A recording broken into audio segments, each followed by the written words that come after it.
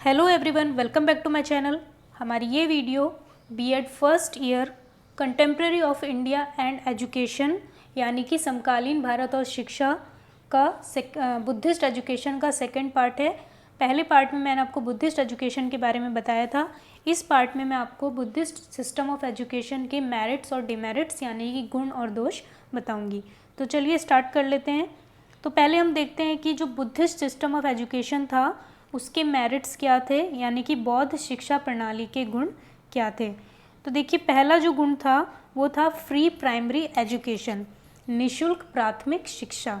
जो प्राथमिक शिक्षा थी वो बिल्कुल मुफ्त थी, फ्री में कोई भी प्राइमरी एजुकेशन गेन कर सकता था, कोई भी प्राइमरी एजुकेशन के लिए एडमिशन ले सकता था। इसके लिए कोई फ़ी चार्ज नहीं की जाती थी। इसका सोल पर्पज़ ये था कि जो बेसिक एजुकेशन है वो सभी सीख सकें, सभी इससे ज्ञान प्राप्त कर सकें। लेकिन जो हायर एजुकेशन होती थी उसके लिए फ़ी पे करनी होती थी, प्राइमरी एजुकेशन बिल्कुल फ्री होती थी। दूसरा जो उसका मेरिट था वो था सेंट्रल एडमिनिस्ट्रेशन यानी कि केंद्रीय प्रशासन। तो देखिए, पहले क्या होता था, जो वैदिक एजुकेशन सिस्टम था वहाँ पर जो कंट्रोल था वो इंडिविजुअल्स के हाथ में था, यानी कि जो गुरुकुल में जो गुरु होते थे, टीचर्स होते थे, उन्हीं के हाथ में सारा कंट्रोल होता था, वही सारी शिक्षा प्रणाली को कंट्रोल करते थे। लेकिन बुद्धिस्ट एजुकेशन सिस्टम में जो कंट्रोल था वो केंद्र सरकार यानी कि केंद्र के हाथ में था। वही शिक्षा प्रणाली से रिलेटेड जो भी रूल्स होते थे, जो भी वर्क होते थे, उनको कौन देखता था? केंद्र सरकार देखती थी। संघ के द्वारा ये सब कंडक्ट कराया जाता था। इसका फ़ायदा क्या था? इससे जो एजुकेशन सिस्टम का जो नेचर था उसमें एक यूनिफॉर्मिटी आ गई थी, सब चीज़ें एक समान होती थी, उसमें कोई अप डाउन्स नहीं होते थे, शिक्षा में कोई डिफरेंसेस नहीं होते थे, सभी को एक ही तरह से शिक्षा प्रोवाइड की जाती थी।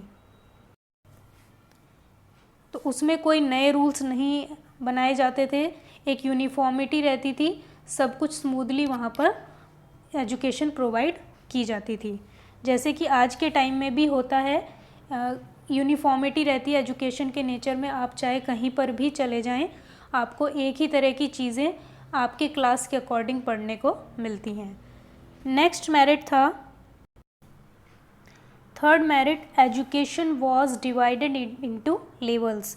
जो शिक्षा थी वो स्तरों में विभाजित थी। पहला स्तर था प्राइमरी एजुकेशन, दूसरा स्तर था हायर एजुकेशन यानी कि प्राथमिक शिक्षा और उच्च शिक्षा।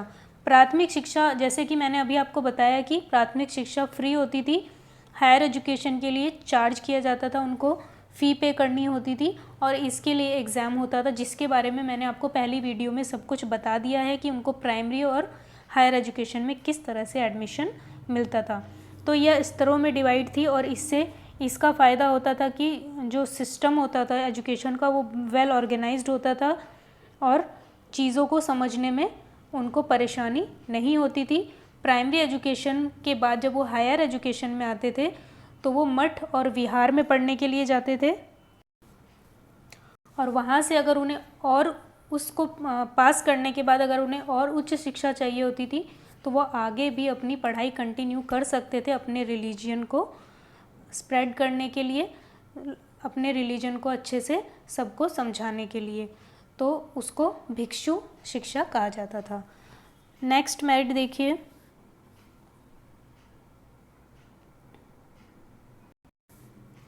Equal opportunity of education to all.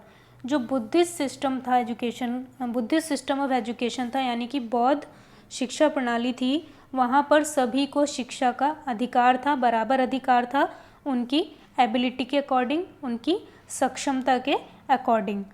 तो कोई भी भेदभाव नहीं किया जाता था, कास्ट यानी कि जाति और लैंगिक भेद वहाँ पर नहीं किया जाता था, सबको बराबर राइट था शिक्षा ग्रहण करने का। Next merit, broad aims and ideals of education.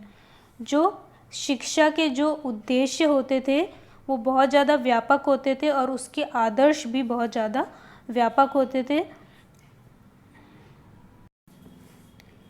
देखिए, उस टाइम पे क्या था, मेन रीज़न जो बुद्धिस्ट एजुकेशन का था, मेन रीज़न यही था कि जो छात्रों को रिलीजियस एजुकेशन के बारे में पढ़ाना, रिलीजियस एजुकेशन को पर ज़्यादा जोर देना, ज़्यादा एम्फसाइज करना।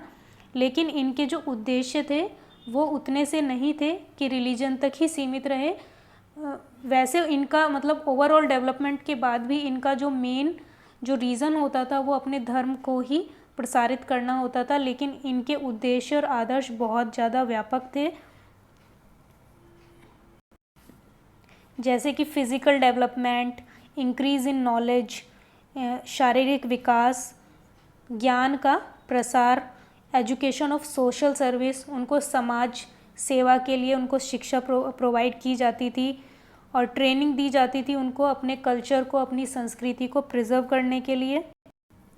कैरेक्टर फॉर्मेशन यानी कि चरित्र निर्माण, education of arts, skills and vocation यानी कि कला, शिल्प और कला, कौशल और व्यावसायिक ट्रेनिंग भी उनको प्रोवाइड की जाती थी, व्यावसायिक शिक्षा भी उनको प्रोवाइड की जाती थी।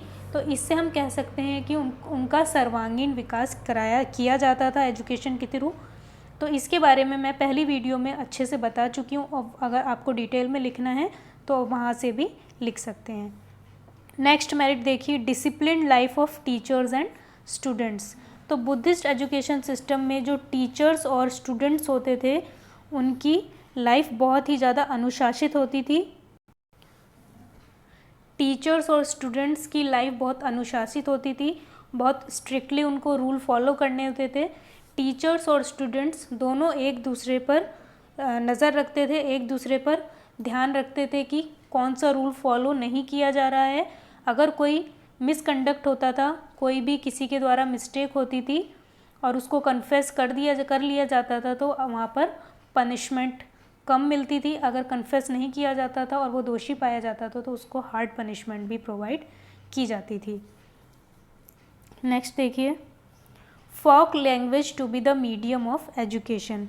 तो यहाँ पर लोक भाषा ही शिक्षा का माध्यम थी। जैसे वैदिक एजुकेशन में प्योरली संस्कृत लैंग्वेज को ही मेन माना जाता था, तो यहाँ पर फोक लैंग्वेज में पढ़ाई कराई जाती थी, यानी कि जो फोक लैंग्वेज थी वो थी पाली भाषा। Next, reforms and development of teaching methods. शिक्षण विधियों में सुधार एवं उनका विकास। जो रिफॉर्म्स, जो शिक्षण विधि थी उसमें उस टाइम पर सुधार किया गया था। सेल्फ स्टडी मेथड को यहाँ पर ज़्यादा एम्फसाइज किया गया था। सेल्फ स्टडी मेथड्स का डेवलपमेंट, विकास किया गया था। तो देखिए, सेल्फ स्टडी को इसी बुद्धिस्ट एजुकेशन के टाइम पर ही ज़्यादा इस पर जोर दिया गया था।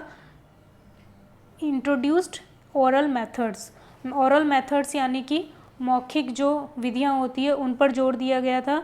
टीचर्स बोलते थे, स्टूडेंट्स रिसाइट करते थे। बहुत सारी हैंड रिटन मैन्युस्क्रिप्ट्स जो होती थी, जो मैन्युस्क्रिप्ट्स को हिंदी में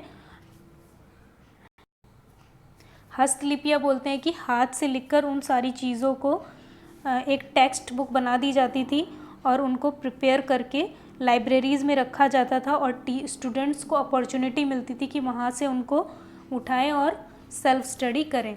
तो यहीं से सेल्फ स्टडी का डेवलपमेंट हुआ था। नेक्स्ट देखिए, ब्रॉड करिकुलम एंड स्पेशलाइजेशन, यानी कि व्यापक पाठ्यक्रम और विशेषज्ञता। जो पाठ्यक्रम था वो बहुत ज़्यादा व्यापक था और विशेषज्ञता भी बहुत ज़्यादा यहाँ पर व्यापक थी। विशेषज्ञता पर भी ध्यान दिया जाता था। जो प्राइमरी एजुकेशन थी और जो हायर एजुकेशन थी, दोनों का ही जो पाठ्यक्रम था वो बहुत ही व्यापक था, यानी कि बहुत ज़्यादा था। उसके एम्स, उसके उद्देश्य बहुत ज़्यादा थे।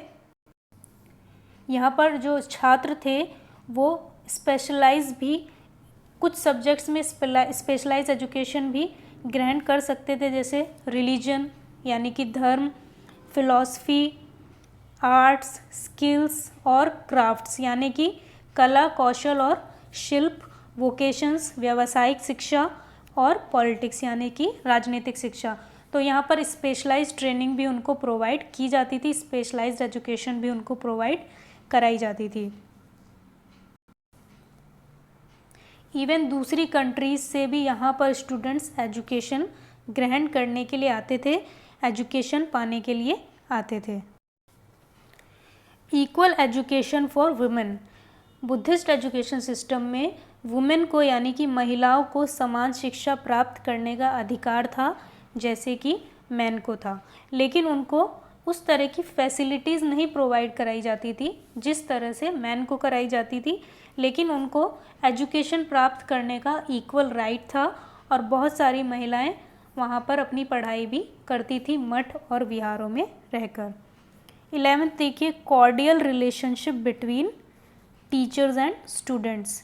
जो शिक्षक और छात्र थे उनके बीच में सौहार्दपूर्ण संबंध था, यानी कि उनके बीच में बहुत ही अच्छे संबंध होते थे। दोनों एक दूसरे की बहुत ज़्यादा रिस्पेक्ट करते थे, इवन पेरेंट्स और चिल्ड्रन की तरह ही आपस में टीचर्स और स्टूडेंट्स रहते थे।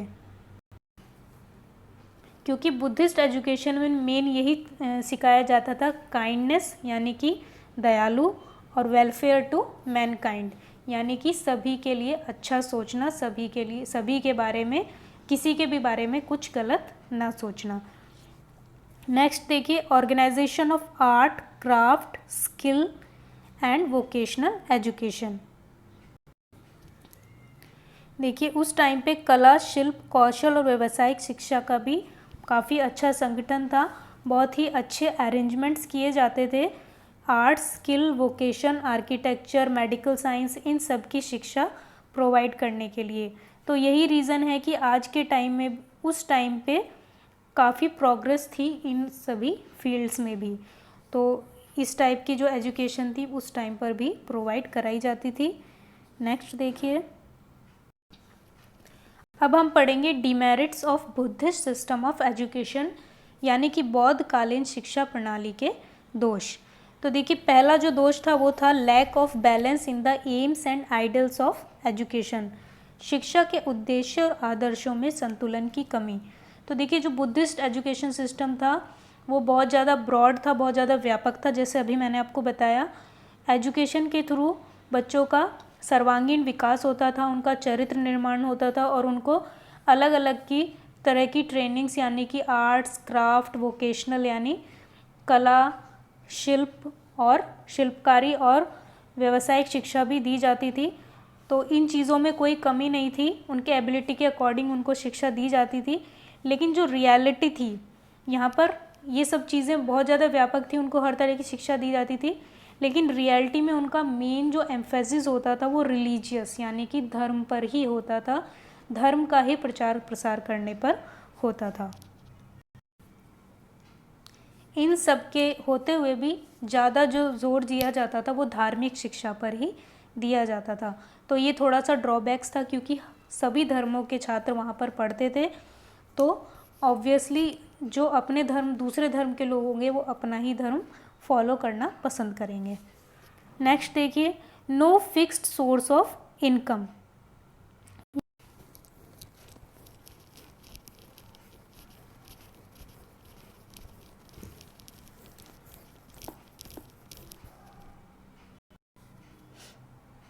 तो ये पूरी तरह से केंद्र पर डिपेंड करता था कि उनको कितनी हेल्प प्रोवाइड की जा रही है, यानी कि mercy on the basis of mercy, यानी कि दया करके उनको कुछ प्रोवाइड किया जा रहा है। तो मतलब सब कुछ केंद्र के हाथ में होता था कि उनको कितनी सुविधाएं प्रदान की जा रही हैं एजुकेशन सिस्टम को चलाने के लिए। तो कभी कभी ऐसा भी होता था कि वो जो उनके द्वारा जो उनको दान दिया जाता था वो उससे उनकी पूर्ति नहीं होती थी, क्योंकि काफ़ी सारे स्टूडेंट्स वहाँ पर पढ़ते थे। तो जो बुद्धिस्ट एजुकेशन में ये था कि उनको भिक्षा मांगनी पड़ती थी, स्टूडेंट्स और टीचर दोनों को भिक्षा मांगनी पड़ती थी। तो यही था कि ये एजुकेशन सभी को प्रोवाइड नहीं हो पाता। पैसे की कमी के कारण ज़्यादा छात्रों को वहाँ पर नहीं पढ़ाया जा सकता था, क्योंकि सभी की जो फैसिलिटीज़ हैं इतने सारे स्टूडेंट्स को प्रोवाइड नहीं कर पाते थे, क्योंकि आय का कोई निश्चित स्रोत नहीं था। Neglect of child teaching, child centred teaching methods. बाल केंद्रित शिक्षण विधियों की अनदेखी। देखिए उस टाइम पर जो शिक्षण विधियां थी जो बुद्धिस्ट मॉन्क होते थे वो बहुत ही मेहनत से छात्रों को पढ़ाते थे, टीचिंग एक्टिविटीज़ प्रोवाइड कराते थे। वो डिमॉन्स्ट्रेशन का यूज़ करते थे, उनको हर तरह की चीज़ें उनको दिखाकर समझाते थे, ओरल मेथड्स यूज़ करते थे, और भी काफ़ी मेथड्स यूज़ करते थे। लेकिन यहाँ पर चाइल्ड सेंटर टीचिंग मेथड्स को इग्नोर किया जाता था, बाल केंद्रित शिक्षण विधियों की अनदेखी की जाती थी। यानी कि जैसे चाइल्ड सेंटर टीचिंग मेथड होते हैं, स्टोरी, ड्रामा, जैसे कि वैदिक पीरियड में होता। तो यहाँ पर इन चीज़ों को नेगलेक्ट किया जाता था, सारी चीज़ें टीचर सेंट्रिक होती थी। नेक्स्ट है स्ट्रिक्ट डिसिप्लिन, यानी कि कठोर अनुशासन। बुद्धिस्ट एजुकेशन सिस्टम के टाइम जो डिसिप्लिन होता था वो बहुत ही स्ट्रिक्ट लेवल का होता था। मैंने आपको पहले बताया वीडियो में कि 10 रूल्स उनको फॉलो करने होते थे, जो कि बहुत ही हार्ड रूल्स होते थे। पवज्जा संस्कार के अंडर में जो आते थे वो रूल्स उनको फॉलो करने होते थे। मठ और विहार में वो उसी को डिसिप्लिन माना जाता था। अगर उनमें से एक भी रूल तोड़ा जाता था तो उनको पनिशमेंट दी जाती थी, और वो रूल्स फॉलो करना बहुत ही कठिन होता था। उन रूल्स को फॉलो करने के लिए छात्रों को बहुत ही सारी परेशानियों का सामना करना पड़ता था। नेक्स्ट देखिए, hard life of educational institutions, यानी कि शिक्षण संस्थानों का कठिन जीवन। तो जो उनका जीवन होता था संस्थानों में वो बहुत कठिन होता था, जो कि अभी पहले तो मैंने आपको बताया कि कठोर, बहुत ज़्यादा जो अनुशासन था, जो डिसिप्लिन था वो बहुत ही ज़्यादा स्ट्रिक्ट था, उनको बहुत सारे रूल्स फॉलो करने होते थे। साथ में इनका जीवन बहुत ज़्यादा मुश्किल होता था, सुबह जल्दी उठना, फिर पूरा दिन एक्टिविटीज़ में बिज़ी रहना, और किसी तरह का एंटरटेनमेंट ये नहीं कर सकते थे, और तो इस तरह से लाइफ बहुत ही ज़्यादा बोरिंग हो जाती थी। नेक्स्ट देखिए, no special provision for women education, महिला शिक्षा के लिए कोई विशेष प्रावधान नहीं था। तो जो शिक्षा का अधिकार पहले बताया था इससे कि शिक्षा का अधिकार वुमेन को मैन के इक्वल था, वो भी मैन की तरह ही अपने शिक्षा प्राप्त कर सकती थी, लेकिन उनके लिए कोई स्पेशल प्रोविज़न यानी कि कोई विशेष प्रावधान नहीं बनाया गया था जैसे मेल स्टूडेंट्स के लिए था। तो इनको भी मठ और विहार में रहकर उन अनुशासन का पालन करना होता था और अपनी एजुकेशन प्राप्त करनी होती थी। तो इस वजह से कुछ ही महिलाएं वहाँ पर शिक्षा प्राप्त करने के लिए जाती थी। तो इस तरह से जो वुमेन एजुकेशन थी उसका उस टाइम पे डिक्लाइन था, कम थी वुमेन एजुकेशन। ओके, नेक्स्ट देखिए, लैक ऑफ मिलिट्री एजुकेशन। तो देखिए उस टाइम पर क्या होता था, जो बुद्धिस्ट धर्म था वो नॉन वायलेंस के अनुयायी थे, यानी कि वो चाहते थे कि किसी भी तरह की हिंसा ना हो। सैन्य शिक्षा का अभाव था, तो सैन्य शिक्षा होना यानी कि यहाँ पर तो वायलेंस होगा, लेकिन उनका सपोर्ट था नॉन वायलेंस को, इसीलिए वो मिलिट्री एजुकेशन को नहीं प्रोवाइड कराते थे, क्योंकि वो युद्ध को और इन सब चीज़ों को, युद्ध जैसी चीज़ों को अननेसेसरी मानते थे, अनडिज़ायरेबल मानते थे।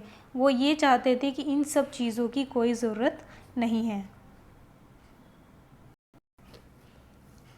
Religious education and moral education.